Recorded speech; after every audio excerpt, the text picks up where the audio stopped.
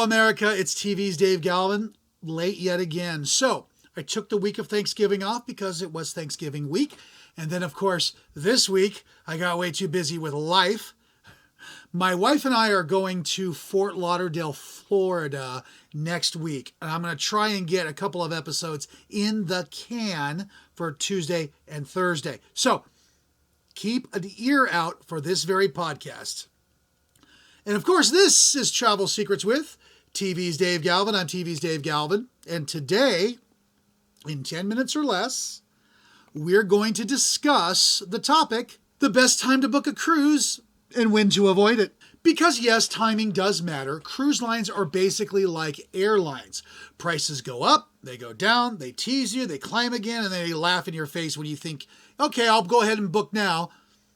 So today we're going to walk you through when the prices are the lowest, when the cabins are the best, when you'll get the most perks, and when booking is basically a crime against your wallet. So let's get into it. So here's the golden rule.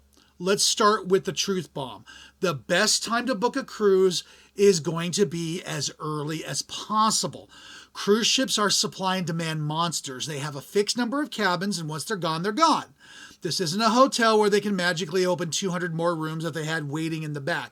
When you book early, and I'm talking 12 to 18 months ahead, you're going to get your best cabin choice, the lowest starting prices, early promotions, discounted deposits, freebies. The cruise line throws out to sweeten the pot.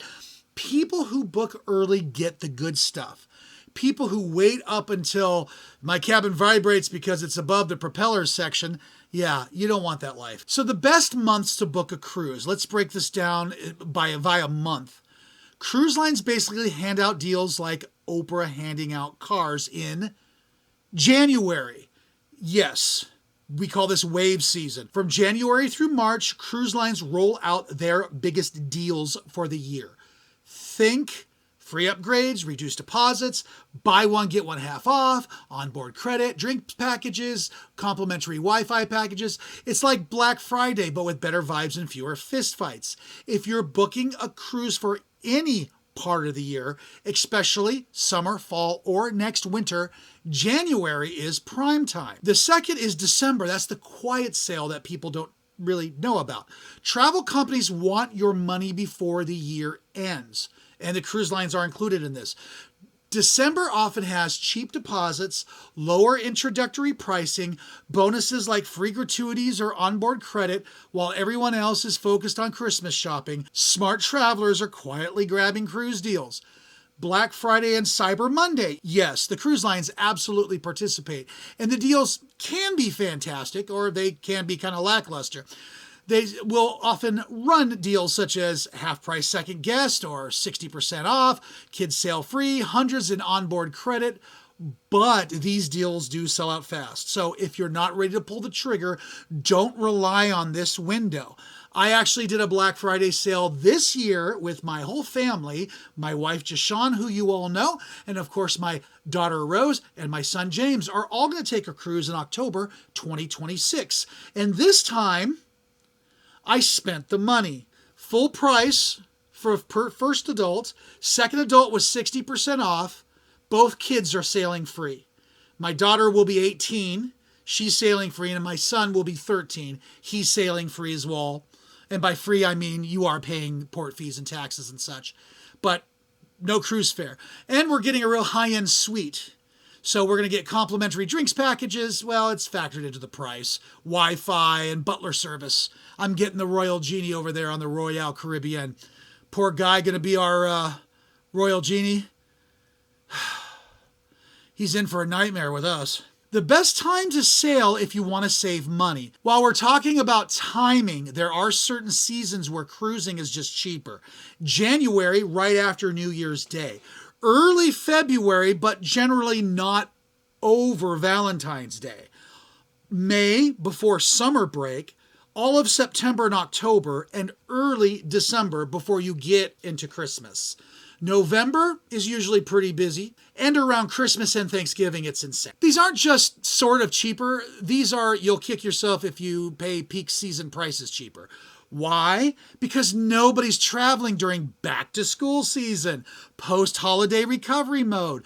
Oh great, here come the credit card bill season. Cruise lines fill ships by dropping prices, which is great for you. So when not to book a cruise, unless you love overpaying, let's talk about the times when booking is a terrible idea. Number one, last minute for peak seasons. Last minute deals, they're a myth for spring break, summer, Christmas, New Year's, holiday weekends. We've already talked about that.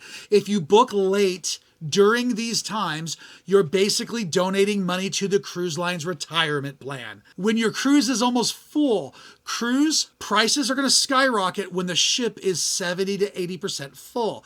Cruise lines know the demand is there, so they will raise the price, and they will keep raising it. By the time you look again and say, oh my God, it went up, yeah, it did, and it's not going to go back down. Then, of course, there's booking during school breaks if you don't have kids. If you don't need to travel during spring break, summer, Thanksgiving week, or Christmas, don't. Not only are prices higher, but you're going to get more crowds, more family, more noise, fewer deals, higher airfare. Avoid those windows unless you're specifically trying to vacation in a Chuck E. Cheese with ocean views. When does last minute booking actually make sense? Well, to be fair, last minute cruises can sometimes save you money, but only for the flexible traveler.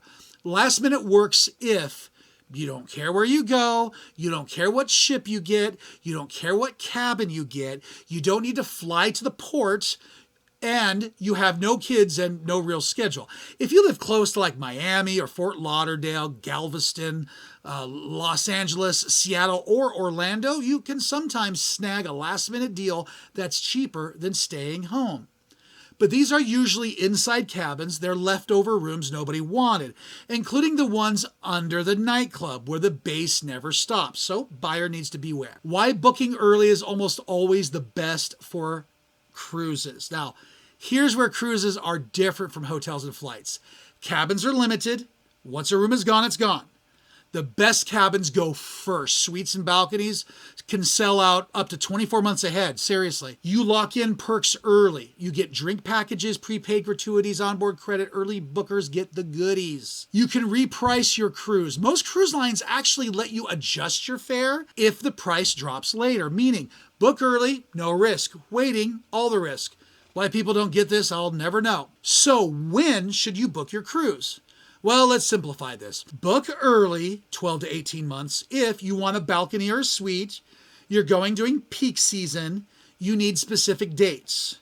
You want a brand new ship, you want the best deal with perks. Book during the wave season, January through March, if you want promotions, you like upgrades, you want drinks packages included. Book last minute if you truly don't care where you end up. You live near a port, you love adventure over certainty, you want to gamble on price drops. Do not book during spring break unless you book early. Do not book during holiday weeks, after the ships fill up to 70% or higher, or when airfare spikes. So there you have it, the good, the bad, and the oh no, why did I pay this much side of booking a cruise. Timing isn't always everything, but when it comes to cruising, it's about 80% of everything. If you want the best deals, the best cabin, the smoothest experience, do yourself a favor and book early, ask questions, and let a professional, such as those of us at timeforyourvacation.com, help you navigate the game. All right, thanks for hanging out with me this Tuesday. And if you're planning your first cruise or your 50th, you know where to find me. We'll see you next week.